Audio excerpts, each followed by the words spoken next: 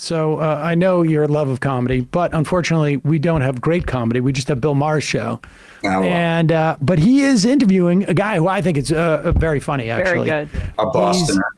A Bostoner, exactly. But not a guy I knew when I was there. I mean, I think he was starting maybe a little bit after I left there. But Bill Burr is on Club Random. I really am curious as to Bill Burr's perspective on Bill Maher. But the thing about Burr is he is very successful and has managed to sort of like build the success sort of like a parallel to the rest of the industry in some ways. He's one of those like stand-ups who has built, he doesn't need validation from anybody to keep making money. He's touring around, he has his audience, and he does quite well.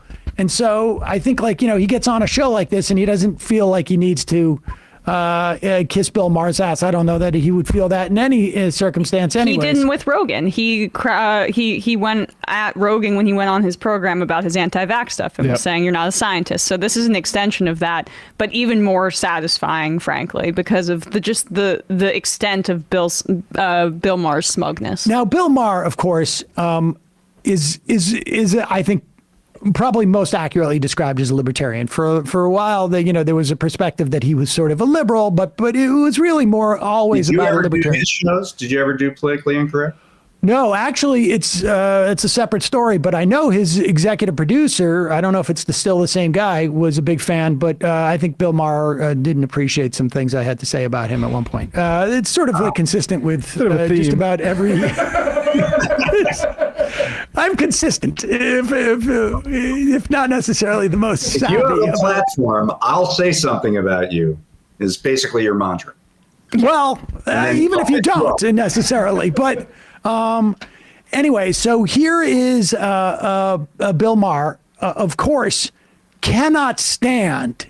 I think he's called himself like the stalwart of the center or something, which of course is code words for I'm actually just protecting very, very wealthy and sort of like somewhat conservative, but we don't want to pretend it's conservative sentiments. But here he is.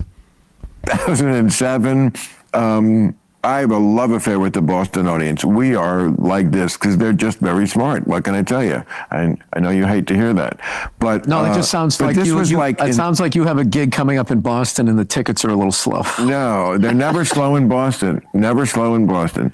But do you perform in Cambridge? I don't think so. Cambridge. That's where Harvard is.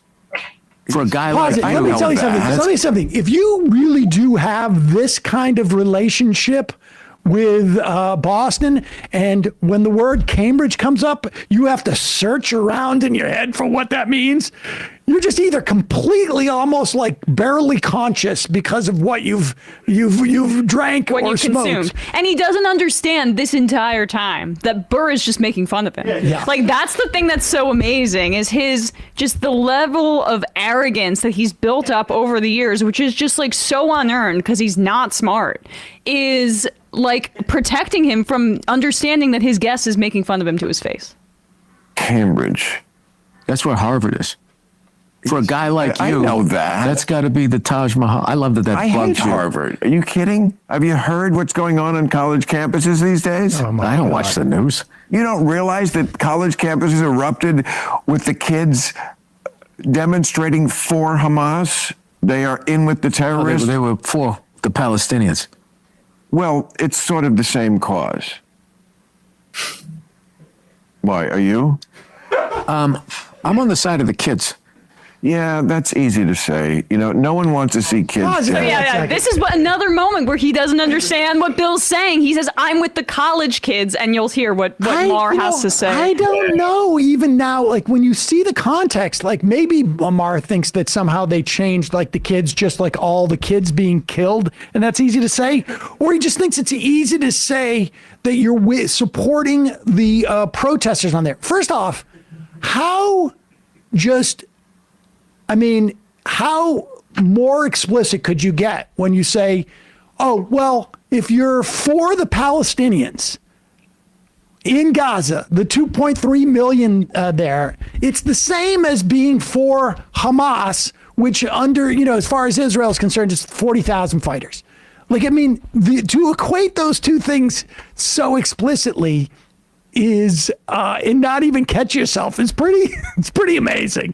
But I go back a little bit here and we'll see if the reason I just say that is because he is trying to accuse Bill Burr of making an argument that appeals to emotion as opposed to him being the truth teller that's going to say the brave thing, which is just like what the Biden administration says, this really brave stance he's taking.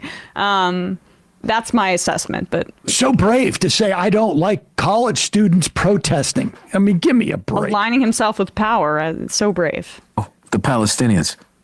Well, it's sort of the same cause. Why, are you? I'm on the side of the kids. Yeah, that's easy to say. You know, no one wants to see kids dead. Oh, this is a war. That was very brave of you to say that. This is a war. No, I'm the one who's actually brave on this. I'm pat actually yourself brave. on the back. It's easy to say I'm for the kids. Who's not for the kids? Well, I it don't comes down to real hard-nosed decisions. Like No, a country. stop talking like you're a general. A country got attacked. Israel got attacked. I'm not saying that they didn't have a right to go back. I'm just sitting there going like, how do I look at We're the only country in the world that they get attacked, and then as soon as they counterattack, it's like, well, we got to stop this shit now. Don't attack them. Pause There's a it for very 1 simple second. solution to all. Dave, you are, you and I are, sort of a little bit of the olds. Can you remember ever a situation in our lifetime where, let's say, a country got attacked? Let's say it was a terror attack. And then a bunch of people came out and said, hey, we're going too far here with our revenge or our supposed attacking another country. In fact, I can actually think of a sitting president right now who said, be careful, don't make the same mistake that we made after 9/11. Look, as far as olds go, speak for yourself. I No only know recollection? one war in my formative years, and that's the war in Gaza right now. So. But there is just something sum up. so delicious about this guy who when I was coming up and outraged about the Iraq War, I watched Religulous. He was the atheist guy who is now bending over backwards to defend a genocide being committed by an ethno state that is Well, motivated to by be religion. fair- But yeah. To be fair, in Religulous, that was mostly an anti-Islam movement. No, Muslim. Yes, well, that's what I'm saying. This It's reached this its does have final a form, through David. line. But He's a because Sam Harris atheist, where Right. it's like, I'm going to go to the local Brotherhood and talk about how bad Islam is at the, at Temple Emmanuel's Brotherhood, and we're going to talk about how bad Islam is, and I'm an atheist. But you can go back to him in 2000, where Dennis Prager and Christopher Hitchens are on, where he's saying, yeah, we had to do Vietnam because we had to show someone that we were willing to swing something around there. That's Yep. unbelievable. All right, continue. Go back a Like, little. how do I look at? Attacked. Israel got attacked. I'm not saying that they didn't have a right to go back. I'm just sitting there going like, how do I look at We're the only country in the world that they get attacked, and then as soon as they counterattack, it's like, well, we got to stop this shit now. Don't attack them. There's a 7 very months simple later. solution to all this problem in the Middle East. Stop attacking Israel. Hey, you Stop just solved attacking it. Israel. You just I did. solved it. I actually there did. you go. That's fantastic. Anyway, All right, we don't need to get onto go that. Let's go to Russia and the Ukraine. How do you solve that one, Bill? Let me hear your hard-nosed decision about that. Well, let me ask you a question. How is war still legal? With all the shit that's been canceled. Legal. Why is that still fucking legal? Would you like a real answer to that? Because for something to be illegal, you have to have the capacity to enforce it. And you can't enforce against war, or else you have to go to war with the country that's going to war. And we don't want to go to war with Russia over Ukraine.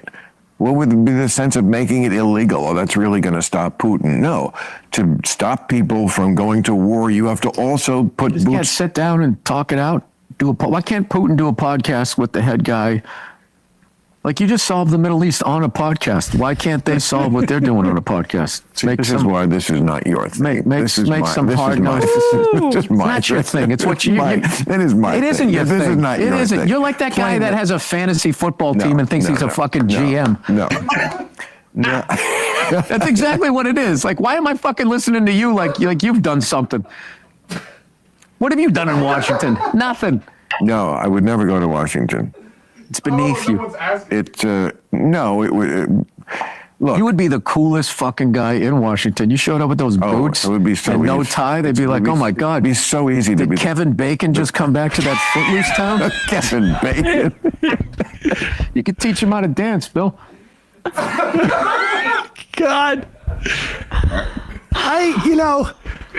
Oh, so satisfying. It's having spent a lot of time around comedians, like, this could be good-natured ribbing, but I can't help but think that Bill Burr really thinks that Bill Maher is a total effing idiot. And well, I think Bill Burr certainly thinks he's self-righteous. Thinks Maher is super self-righteous and wanted to take him down several pegs there.